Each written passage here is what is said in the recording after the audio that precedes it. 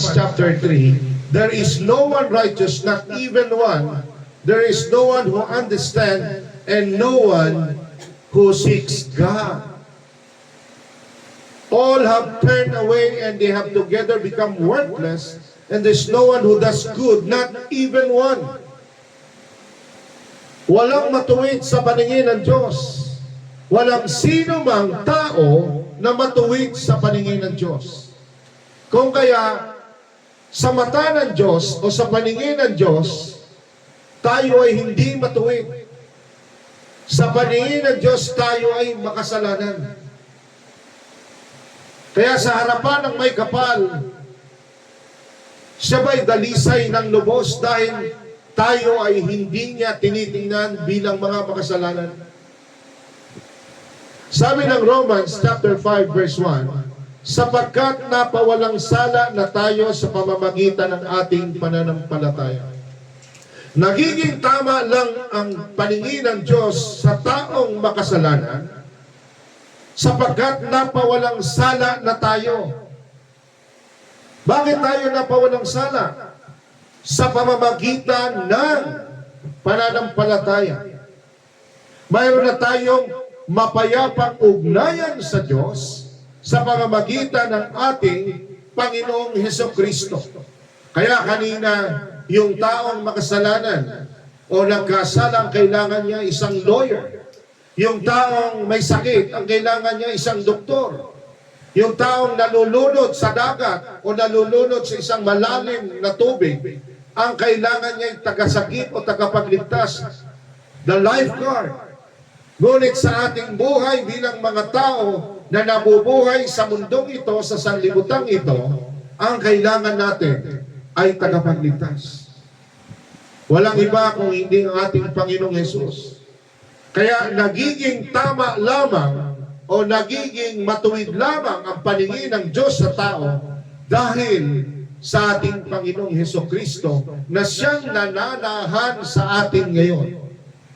There are two turnings sa ating salvation. Yung unang turning is turning away from sin, repentance, o remorse. Nagsisisi ka sa iyong mga kasalanan. At nangyayari lamang ito in the time of your conversion where the Holy Spirit of God enters you, and when He enters you, what will happen?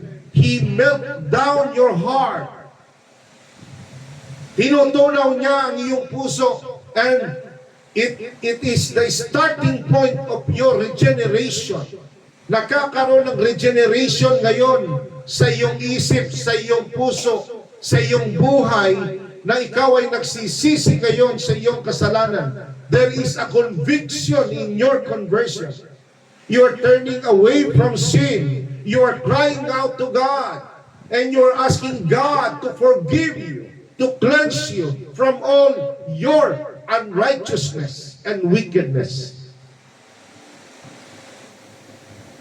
And after that, you will receive the faith from God. Yun na yung iyong first step. The second turning, it is turning to God. That you obey God. At sa pagsunod mo sa Panginoon, yun na ang time that God's eyes is upon you. At nagkakaroon na ng matuwid na paningin ng Diyos sa iyo sapagkat ikaw ay pinagkalooban ng Panginoon ng pananampalataya, at ang Diyos sa pamamagitan ng ating Panginoong Hesukristo, ikaw ngayon ay nagkaroon na ng tinatawag na justification. Amen? Ano ba ang kailangan upang tayo ay ma-justify? What are the needs or the need in justification? Apostle Paul presents sinful man in a courtroom on a trial for his life. The charge is high treason against the King of the universe. According to Romans 3:23, for all have sinned and fall short of the glory of God. Apostle Paul, ina-assume niya na siya yung tao nandoon sa courtroom nakatayo for a trial. At ang charge sa kanya, ang kaso niya ay treason. o paglaban o paninira o kasalanan na nagawa against the King of the universe.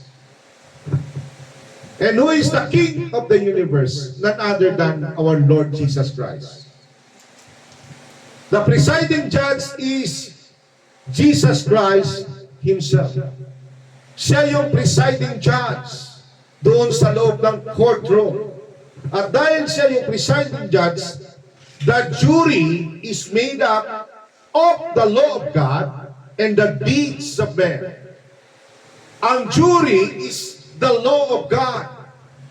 Yung hahatol, yung isa sa mga hahatol, yung isa sa mga mag-cross-examine ay the Word of God. At ang i-cross-examine niya, ang hahatulan niya is the deeds of men. Eh ano ba yung deeds of men? Wala namang matuwid sa tao. Kaya pag may nagsasabing, hindi ako nagkakasala, sinungaling siya. Dahil pag sinabi niyang siya hindi nagkakasala, ginagawa niyang sinungaling ang salita ng Panginoon. Ngunit sinabi ng salita ng Panginoon, there is no one righteous, not even one. There is no one who understands and no one who seeks God. Kaya ito ang matibay na ebidensya na nakasulat sa Bible that no one is righteous in the eyes of God. Amen? Kaya ikaw ay hatulan according to the Word of God kung anong ginawa mo sa iyong katawan habang ikaw ay nabubuhay sa lupa. According to Romans chapter 2, verse 6 and 12. And after the proper deliberation, a just and a fair verdict of guilty is returned.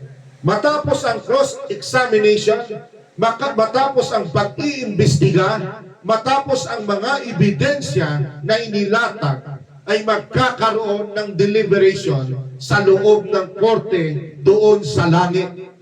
Doon sa korte, sa harapan at kaharian